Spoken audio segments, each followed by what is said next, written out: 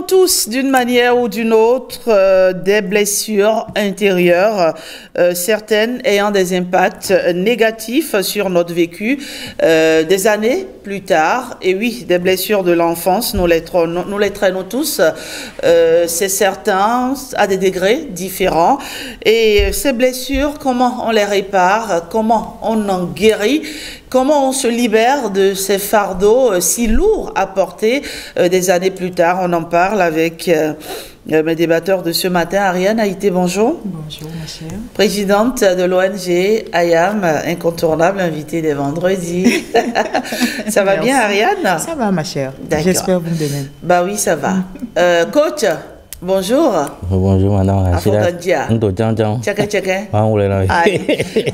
Nous retrouvons Lali Adimiton, notre psychologue bien-aimé. Bonjour, monsieur Lali Adimiton. Bonjour, madame. Ça fait plaisir de vous retrouver sur ce plateau. Ça fait un bail. Hein? Le plaisir est partagé. Alors, vous nous direz, en tant que spécialiste, comment on sort de ce cercle parfois très infernal qui, parfois, nous empêche d'avancer, qui parfois nous empêche d'aller de l'avant. Alors, Lali Adimiton, comment est-ce qu'on peut définir les blessures intérieures de l'enfance? Qu'est-ce que c'est? Merci, je salue d'abord les téléspectateurs, je salue toute l'humanité. Alors, les blessures intérieures, quand on parle de blessures intérieures, cela nous rappelle que nous n'avons pas que ce corps-ci, ce corps physique-ci. Oui. Ça recouvre d'autres corps. Et que nous sommes un éminent être d'amour. Et puisque nous venons de l'amour, Dieu, il n'y a que l'amour pour nous entretenir la vie et faire notre bonheur, le capital suprême. Alors, lorsqu'on n'observe pas l'amour dans les interactions, l'autre peut être blessé. Ce n'est pas qu'avec un gourdin ou avec un couteau qu'on blesse. J'ai déjà fait référence au corps que nous avons. Oui. Et puis ce sont des blessures difficiles à guérir. Très difficiles à guérir. D'accord. Oui, on va y revenir, s'il vous plaît. Alors, on parlera donc de l'enfant intérieur qui est blessé. L'enfant intérieur oui. Qui est blessé. Vous savez, nous sommes comme cette poupée russe-là. C'est différentes sortes de poupées agrégées l'une sur l'autre. Ce sont des poupées qui en contiennent d'autres. Vous voyez? D'accord. Donc, l'enfant intérieur, c'est l'être subconscient-là qui n'oublie jamais, qui toujours réagit. Positivement ou négativement. Ici, dans le cas, c'est souvent négativement. Quand on n'est pas guéri de ces blessures-là. Ça veut dire que cet enfant intérieur, il est blessé quand, par exemple, dès le bas âge déjà, expliquez, on veut de façon concrète expliquer pour qu'on comprenne. Au fait, c'est quoi? Et l'enfant est une éponge émotionnelle. Lorsque, par exemple, un enfant tout le temps, on le brime, on l'injurie, on lui dit tout ce qu'on trouve de négatif en lui. L'enfant vous ressemble, hein, cependant, vous l'injuriez par sa grosse tête, son cholet, etc. Alors qu'il vous ressemble. Alors qu'il vous ressemble. Il vous ressemble, c'est votre enfant. C'est pour ça que je dis qu'il vaut mieux que nous cultivions la parenté responsable, bienveillante, que d'être géniteur. Est-ce que vous voyez? Donc, l'enfant ayant trop de confiance en les siens, et les siens étant les premiers qu'il a découverts, ne pense pas qu'on puisse lui trouver des défauts. Alors il est marqué, il se dit c'est ça la vie, et réagit en conséquence. on va en arriver aux conséquences. Conséquences, très bien. Coach Betoro, aujourd'hui, vous avez plus d'une décennie d'âge, plusieurs décennies d'âge. Est-ce que vous traînez en vous certaines blessures intérieures, par exemple? Merci à vous, Madame Rachidat. Je vais revenir pour compléter ce que le psychologue a dit par rapport aux blessures intérieures. Vous savez, tout au long du processus de socialisation de l'enfant, il y a parfois de ces événements qui marquent sa vie et qui changent l'attitude et la perception que l'enfant aura de son environnement plus tard. Nous parlons du système relationnel. Et permettez-moi de saluer ce matin le coach Amendé qui a écrit un ouvrage là-dessus, je crois bien. Donc il y a de ces faits qui marquent votre vie et qui changent la perception que vous avez de telle ou de telle chose de la famille. Je donne un exemple simple. Il y a de ces enfants qui n'ont jamais connu la joie familiale parce que peut-être très tôt, il y a eu séparation de papa et maman, l'enfant est resté avec sa maman et tout le temps, maman a passé tout le temps à dire les hommes sont mauvais, papa a fait ci. L'enfant, la perception que cet enfant a eue, puisqu'il n'a pas eu la joie, l'émotion de joie dans l'environnement familial, crée de séquelles émotionnelles cet enfant. Et vous allez voir quand demain, cet enfant, cette fille ou ce garçon va grandir, soit il va tout faire pour maintenir une vie de famille à tout prix, soit parfois il n'aura pas les attitudes et il va aussi perdre. Mais dans la majorité des cas, c'est des gens qui font tout, soit pour garder leur mari, pour vivre, pour ne pas connaître ce qui s'est passé avec papa ou maman. Je ne veux pas reproduire la même chose. Oui. Et quand on dit garder, parfois, ils utilisent tout. Donc ce sont des séquelles que nous gardons. Et il n'y a pas d'individu sans séquelles. Bon, c'est vrai que ce n'est pas la même chose. Il y en a chez qui c'est un peu plus fort. On sent même des gens qui parfois n'arrivent pas à communiquer. Il y a même des gens, même à l'école, leur tout premier maître ou maîtresse, la perception qu'ils ont parfois de l'école va dépendre de relationnel qu'ils ont avec cet enseignant. Peut-être qu'il passe tout le temps à insulter. L'enfant très tôt n'a pas envie de venir à l'école. Et il peut vous dire, très tôt à l'école, il n'a pas aimé l'école parce que, et c'est plus tard qu'il a connu des gens qui ont travaillé sur lui et il a changé la perception. Donc c'est des séquelles émotionnelles dues à des attitudes des parents qu'ils savent ou qu'ils ne savent pas. Parfois on a des parents bourreaux, hein. On a ceci, cela, et qu'ils gardent. Je ne dirais pas que globalement j'ai des séquelles quand même, mais ce que je sais, c'est peut-être positif. En étant Benjamin, moi j'ai eu cette chanson, on m'a presque tout donné. Donc quand je dis tout, c'est pas qu'on m'a donné une voiture, mais j'ai tout été compris et accepté. Ouais. J'ai été un peu roi. Ma maman m'a toujours compris, même s'il y a des trucs, on dit non, on ne va pas faire. Mais moi j'ai été célébré. Vous étiez l'enfant gâté. Il faut le dire. En tant que Benjamin, ce qu'on refusait aux autres, parfois. Non, on me frappait aussi. Oui. Mais bon, maman, presque pas. Vous savez, ma maman, la seule manière de me frapper, elle nous diffamait, je dors en même temps. Et puis je dors. Donc, ça fait quand même que, je dis pas ce qu'elle, je suis trop rassuré. J'ai une certitude qui ne dit pas son nom. Je suis trop sûr de moi. Ça peut être un défaut. Parce que bon, on a toujours célébré. Ça veut dire qu'il faut faire gaffe, hein, à ce qu'on dit aux enfants. Aux enfants, oui. Ils peuvent avoir parfois une certitude, ou carrément vous aurez des enfants qui ont peur de tout commencer. Que je dis, est-ce que je vais? C'est rare que je dise, ça va, il y a des moments où on va dire, moi, est-ce que je vais y arriver? Mais quand je calcule, je dis, tout est maintenant, trop d'assurance aussi, ce n'est pas aussi bon. Je suis quand même coach, mais bon, parfois, il y a des failles. Donc, l'environnement familial crée tout des séquelles en nous. D'accord. D'une manière ou d'une autre. Mais il faut travailler. Et vous allez voir parfois dans les vies de couple, on voit les séquelles. Il y a de ces hommes ou de ces femmes qui n'arrivent pas à communiquer. Parce que tout le temps, ils n'ont pas eu la chance de communiquer. Moi, j'ai toujours communiqué avec mes parents, même mon papa. Si vous venez pas vous dire, si ce n'est pas là, vous ne savez pas qui est papa ou qui est enfant. Donc, j'ai cette communication très facile à dire. Quel qu'en soit celui que j'ai devant moi, je peux lui dire que je ne suis pas d'accord. Parce que je suis resté dans une famille où on me donnait l'autorisation de dire. Il y a des gens qui ne peuvent pas, ils vont toujours garder ça en eux. Ils vont toujours ronchonner parce qu'ils n'ont pas eu droit à la parole. Donc, c'est peut-être cette manière où des séquelles, des trucs émotionnels qui restent en nous, mais avec le temps, quand vous avez un partenaire, bien quand vous sentez vraiment le besoin, il y a des spécialistes qui vont vous accompagner pour vous améliorer, je vais dire. Ariane Haïté, l'adulte que je suis aujourd'hui a été un enfant hier. Et qu'on le veuille ou pas, l'adulte que je suis est le fruit, n'est-ce pas, de l'enfant que j'étais hier. C'est juste un exemple que je donne. Alors, il peut arriver qu'on traîne des traumatismes, des traumas, des déceptions, des désespoirs, des désillusions. Il peut arriver qu'on traîne pas mal de choses qui, aujourd'hui, bien qu'étant adultes, nous pèsent dessus.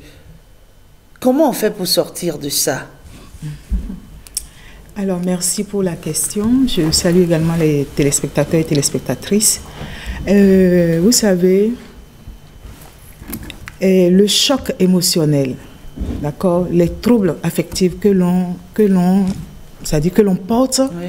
D'accord, je vais dire que cela remonte même quand on est dans le sein de sa mère. La vie utérine.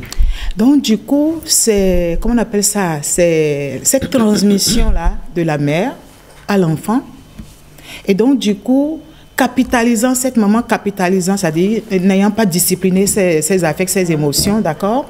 Et donc, du coup, elle capitalise également ce que l'environnement porte sur elle.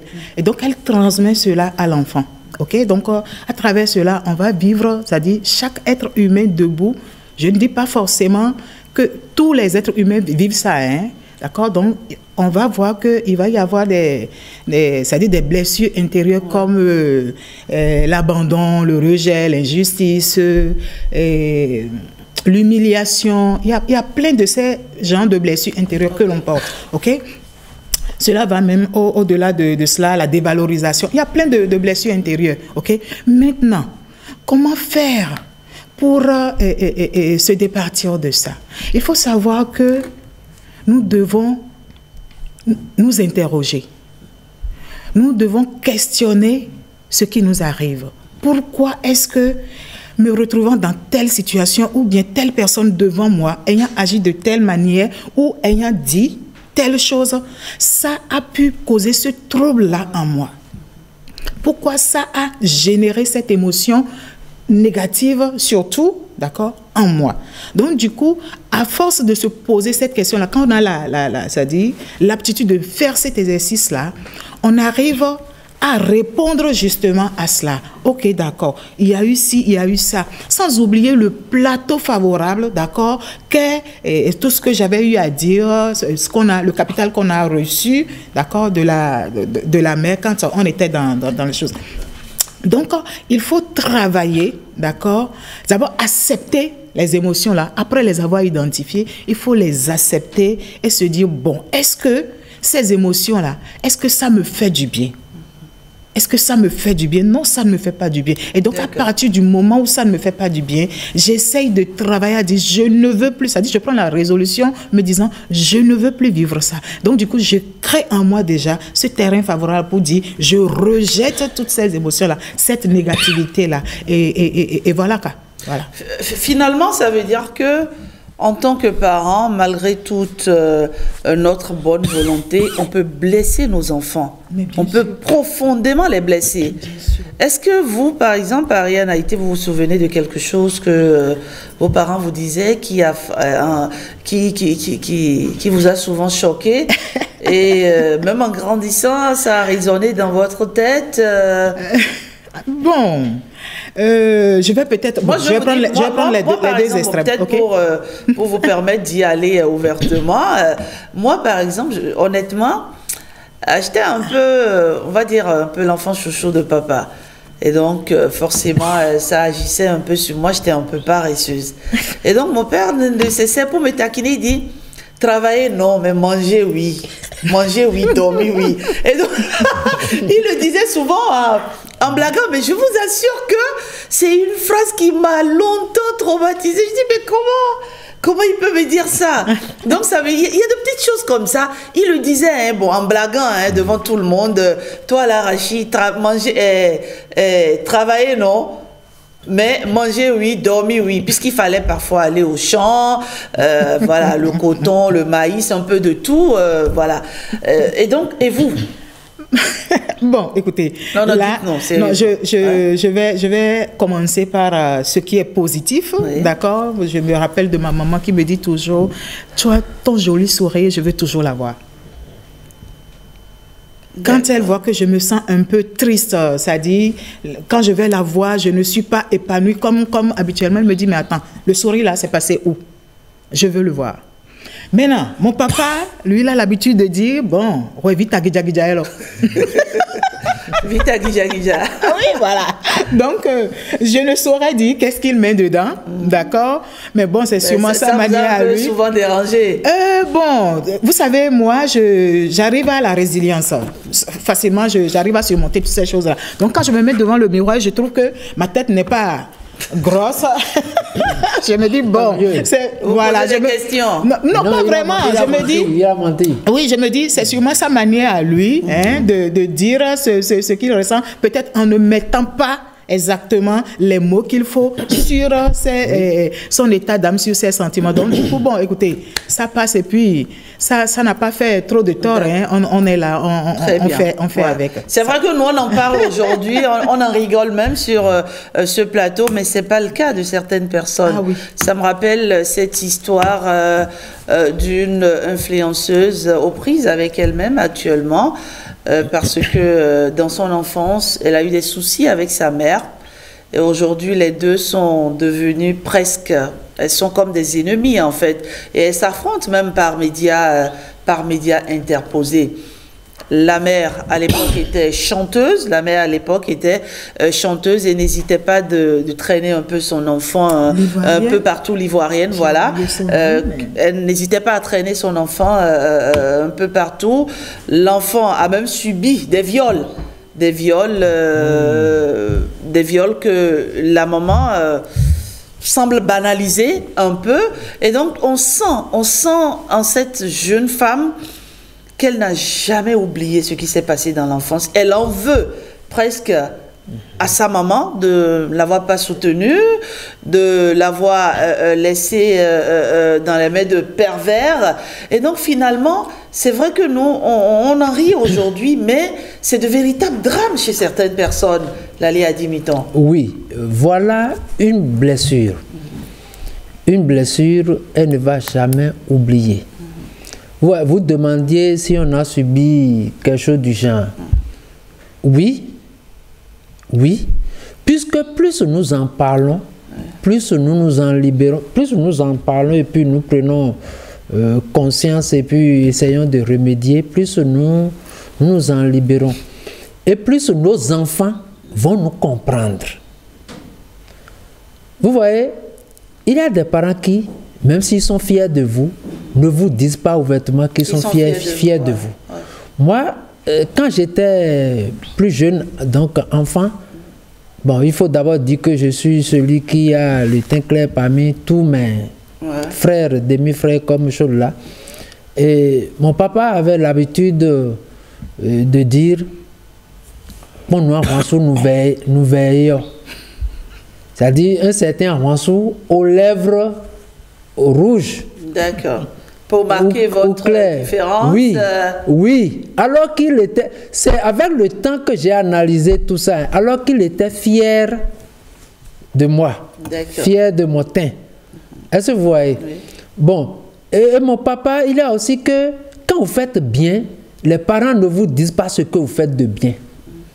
Ils ne savent pas complimenter souvent. Complimenter. Voilà. Et c'est mal. Et c'est mauvais. Et c'est mauvais. Ouais. Parce que vous pensez que vous ne comptez pas. Est-ce que vous voyez? Donc mon papa, quand je fais quelque chose, il faut que je le triche pour voir est-ce qu'il approuve, est-ce qu'il n'approuve pas. Vous cherchez son approbation, oui. Pas le regard. Parce que mon papa ne parle pas beaucoup. D'accord. Quand c'est des flammes qui jaillissent de ses yeux, tu dois savoir que ce que tu fais là, ce n'est pas bon. Ce n'est pas bon. Mais s'il arrive qu'il sourit un peu, il est un peu content. Il est un peu content. Donc tu sais que tu dois poursuivre ce que tu fais là. Alors que c'est torturer l'enfant. Ouais. Il faut lui dire ouvertement ce qui est, ce qu'on sent, ce qui ne se fait pas, quelles sont les conséquences, etc. Il faut le lui dire. C'est vrai, l'enfant a souvent besoin d'amour. Il a même besoin parfois qu'on le prenne juste dans ses bras. Ce n'est pas souvent. Oui. L'enfant a besoin d'amour. Nous sommes des êtres d'amour. Nous devons nous savoir aimer. Et ça aussi, c'est un véritable traumatisme. Il y a des enfants qui grandissent en disant mon père ne m'a jamais pris dans ses bras. Mon père ne m'a jamais dit je t'aime. Oui, parce que ça compte pour l'enfant. Et c'est là où il faut connaître chaque enfant. Quand l'enfant aime se coller à vous, là, il ne faut pas le rejeter. Il a dit, tu me déranges trop. On est fatigué et puis l'enfant, surtout vous, nos mamans, vous devez savoir combien vous comptez pour nous. Parce que c'est un pacte de 9 mois. Oui, mais... L'enfant est la sécurité, symbolise la sécurité pour l'enfant. Pardon. La maman pas toujours de bonne humeur, la Lia Dimité. Parfois on rentre, on est fatigué, l'enfant... Ce n'est pas une excuse. D'accord. Et c'est là où nous devons reconnaître qu'il y a des professionnels qui nous aident à nous recentrer. Est-ce que vous voyez? Oui, donc je parlais. Ma maman, elle, quand je la dérangeais, qu'est-ce qu'elle disait? Elle disait, tu n'es pas mon enfant. Tu n'es pas mon enfant. Pas une temps de forte pluie là. Moi, je passais et j'ai entendu quelqu'un pleurer. Oui, dans une rigole. C'est là où je m'étais penchée et j'ai vu l'être qui pleurait. Et j'ai eu pitié de toi, j'étais pris. Ah oui? Oui. C'est maman qui disait ça? C'est maman qui disait ça. Parce qu'elle, c'était ce qu'on lui disait aussi. Effet de transmission. Ah, la psychogénéalogie, oui. Oui. Mais ça arrive à quoi, ça? Mais c'est bien que ce que je réclamais là, je m'abstenais de réclamer, de le réclamer. Elle est ma bienfaitrice. Et est-ce qu'il faut encore que je la dérange tant? Ça m'a suivi. Ce que je vous dis là, c'est avec le temps et mes études et avec la spiritualité que j'ai pu comprendre. Ça a fait que même dans mon parcours, même devant des brimades, quand je subis, je n'arrive pas.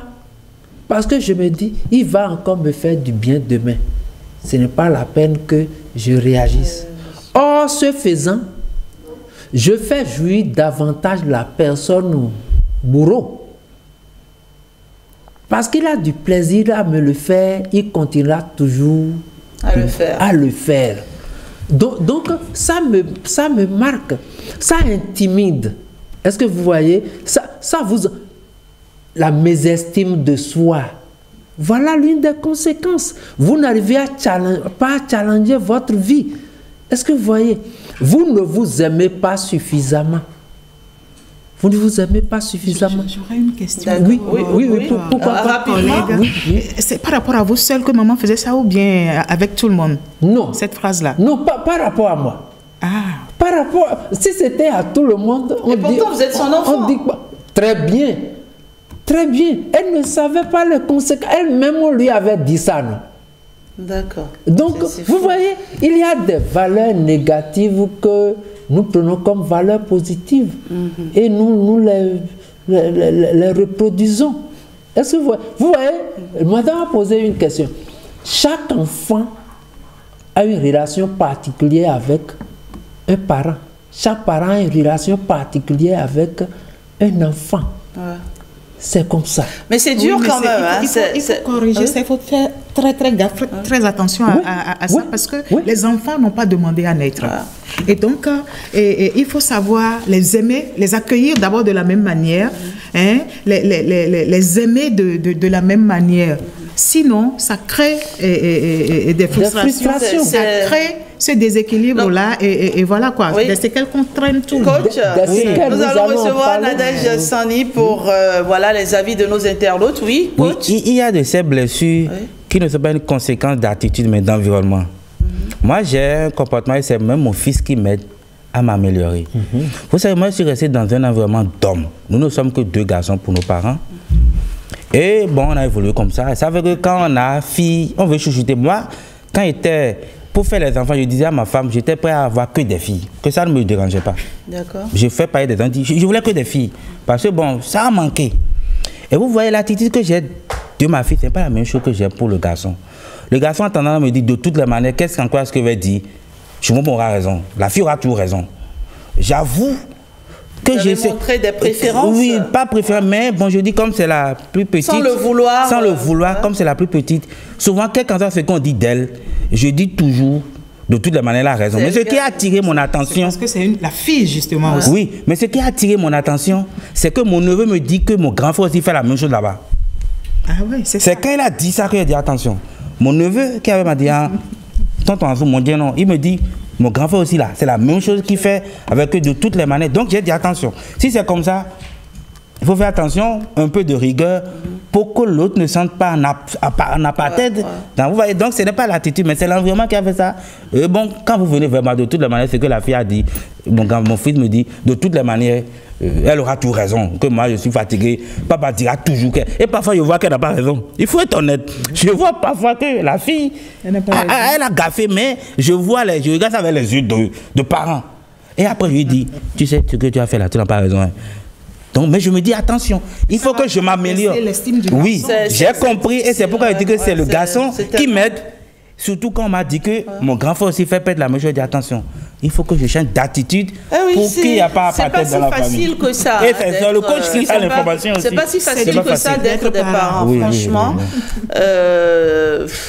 C'est faux. J'ai des images qui me viennent voilà, en tête. C'est difficile. C'est difficile tellement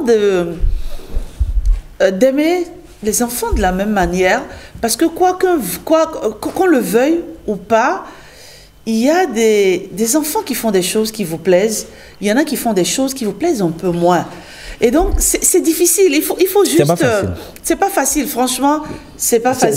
C'est pour cela qu'il faut bien se préparer à la vie de parents. Super. Oui. On dit ça toujours. Non. Mais quand l'amour quand ça frappe à la porte, là, on réfléchit pas. Oui, c'est pas une excuse, évidemment. C'est pas une excuse. Les enfants sont nos reflets. Sandy Nadège, bonjour. Bonjour à vous, Rachida. J'espère que vous vous portez très bien. Ça va très bien, oui. Alors, nos amis internautes ont réagi à notre publication. Il y a Jacques Kouyebo qui nous a laissé ce commentaire. Les pires blessures sont celles infligées par un être cher. Quand les parents qui sont censés éduquer et chérir leurs enfants deviennent les bourreaux de ces derniers, la douleur est profonde et intense. L'enfant manquera de confiance en lui, va stresser et parfois penser à se suicider. Pour en guérir, il faudra du temps et se faire d'autres amis. Emmanuel Amouzou estime que ces blessures ne se guérissent pas sans cicatrice. Selon cet internaute, il faudra creuser et chercher le vrai problème afin de le résoudre, sinon que le découragement, la dépression et tout ce qui va avec peut emporter la personne victime par la suite.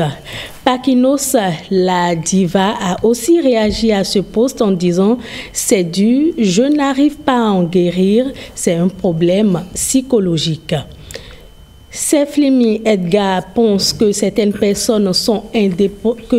blessures sont indépendantes de la volonté des parents. Selon notre ami, ces blessures sont causées pour vous sauver de la méchanceté gratuite du voisinage ou soit pour vous préparer au tissu de problèmes que constitue la vie humaine.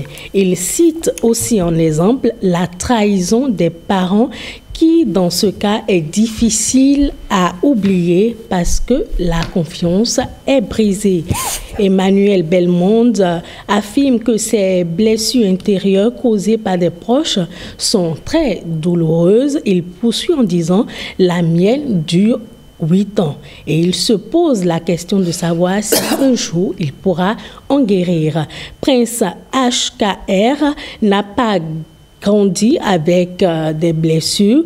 Il dit que c'est grâce à la médiation de la parole de Dieu qu'il est très bien mentalement et moralement. Et nous allons finir par Gonzalo Boris qui pense que pour guérir de ces blessures, il faut rappeler constamment aux parents ce que l'on a subi. Voilà. Et voilà. il faut communiquer. Et ce qui n'aide pas aussi dans le processus de guérison, puisque nous allons déjà vers la fin de ce débat, professeur Lali Adimitan, c'est quand l'autre qui est auteur de ce traumatisme-là ne reconnaît pas son tort. Parce qu'en réalité, vous commencez à guérir dès lors que... C'est vrai qu'on a dit, les internautes l'ont dit, on peut blesser nos enfants sans forcément le vouloir. Mais dès lors que l'enfant manifeste sa déception, manifeste sa douleur, on devrait, en tant que parent, faire un travail sur nous-mêmes, au besoin présenter ses excuses à cet enfant qui s'est senti blessé. Là même, le processus de guérison part de là, professeur. Notre ego ne nous permet pas de faire ce pas positif-là. Ce pas spirituel, je vais dire. Parce qu'on se réfugie dans son ego de parent, dans son pouvoir. Non, ce n'est pas bon. D'accord. Et il ne faut pas que nous attendions à ce que l'autre reconnaisse. Parce que ce n'est pas l'autre, c'est nous. C'est vous qui souffrez. Je rappelle ici, d'autres peuvent me critiquer négativement. Nos parents et nous nous sommes choisis. Nous nous sommes choisis. Il faut s'en référer à Louise Hay. Nous nous sommes choisis. Si nous ne nous sommes pas choisis, c'est que Dieu est méchant. Il n'est pas amour. C'est compte tenu des leçons que nous devons accumuler en vue de bien faire notre voyage de la vie que nous avons ces parents-là qui ont ces faiblesses-là. D'accord. Il faut le comprendre et il faut les comprendre. Ils sont toxiques peut-être parce qu'ils sont de bonne foi. Ils ne veulent pas de mal pour nous. Mais voilà qu'ils ont d'autres contraintes, d'autres charges émotionnelles, le stress, qui ne leur permet pas de bien jouer le rôle de parent, mais plutôt celui d'être toxique à nos côtés. Donc le travail, ce n'est pas un travail de pouvoir, mais un travail d'amour. Ne nous attendons pas à ce qu'ils confessent ce qu'ils nous ont fait. C'est à nous-mêmes de chercher, de nous guérir. Le grand commandement, c'est quoi? D'aller... oui. Aime Dieu, aime-toi, aime ton prochain comme toi-même. C'est à nous de faire le grand travail sur nous-mêmes. Aller au besoin vers les psychologues. Aller au besoin vers les psychologues. Non, ce n'est pas au besoin. Allez aux psychologues. Oui. Aux gens qui vous aiment. Développez vos talents, vos dons. Parce que tout ça soulage. Il faut choisir maintenant vos compagnies.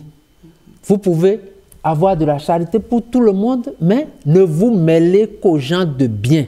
Ne vous mêlez qu'aux gens qui sont corrects avec vous. Vous pouvez avoir des défauts, ils vous acceptent avec. Tout en vous aidant à surmonter cela. Aujourd'hui, on peut aller vers des gens qui... Et c'est là où on dit l'enfant qui sait lire est un enfant sauvé. Ça s'applique bien ici. Il y a des livres, il y a des ouvrages. Il y a des ouvrages adaptés. Créez-vous des amis qui sont vraiment de bons amis. Merci. Est-ce que vous voyez? Oui. C'est ça. Merci, votre animal de compagnie. Si c'est un chat, si c'est un chien, c'est ça. Parce que c'est du harcèlement. Hein? Et ça irradie dans toute votre vie. Familiale, conjugale, tout et tout, partout. Merci, Lali. Dieu ne vous sauve pas facilement de ça. On va revenir sur ce débat. On va en faire, on va dire, une suite. On va en faire un épisode 2 la semaine prochaine. Merci pour le choix de ce thème, cher Sandrine Nadège. Oui, qu'est-ce qu'on peut dire pour sortir de ces débats rapidement, Ariane Haïté? Alors, je dirais merci déjà. Je dirais se réconcilier avec soi-même et pardonner. C'est très important. Apprendre à en parler. Il faut en parler. Parce que le fait de parler, quelque chose ne va pas vous en parler, vous vous auto-soignez. C'est ça le chic des femmes. Les femmes, quand on dit les femmes, vous bavardez trop, bavardez.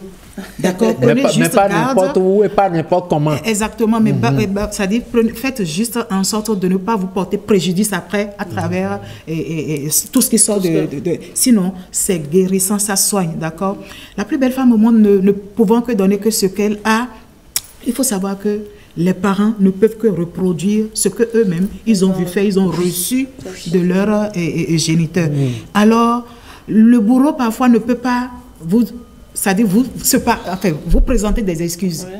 Voyez-vous? Donc, c'est pas possible. Il faut montrer de la résilience et savoir qu'il faut pardonner, il faut se libérer. Merci, merci. Voilà. Coach, en quelques mots rapidement. Oui, dans le processus de guérison, je dis parfois, il faut accepter qu'on a ces défauts. Je pense, pendant dans la vie de couple, je laisse les parents. Vous avez votre femme, votre mari, qui quand même, en termes d'attitude, pense qu'il doit s'améliorer. Il doit accepter que par rapport à telle attitude qu'il a refait. Donc, ça, accepter, c'est très, très important parfois. Bon, entre parents et enfants, on va comprendre. Mais quand c'est dans un environnement familial, dans un couple, celui qui est dans ce processus de guérison doit accepter qu'il doit faire du chemin, qu'il doit faire un effort. Très bien. Nadège Sani? Oui, Rachidat, je dirais que c'est pas toujours facile de discuter avec les parents parce que certains d'entre eux n'acceptent pas que ce soit des enfants, leurs propres enfants qui viennent leur faire des reproches. Et donc, je voudrais demander humblement aux parents de se remettre en question parfois et de se demander, de se mettre à la place des enfants pour voir s'ils auraient accepté, ils auraient compris ce comportement-là. Et ça va leur permettre de mieux se comporter avec les enfants. Merci à vous, chers débatteurs. Je sens que le professeur Lali Adimiton brûle d'envie de dire encore des choses. Je donne ma langue au chat. Vous me refusez mon dernier mot. Bon, allez-y alors, allez-y, allez-y. Oui, vous savez, il faut que les parents même aillent voir les aînés peut-être du rang de leurs parents.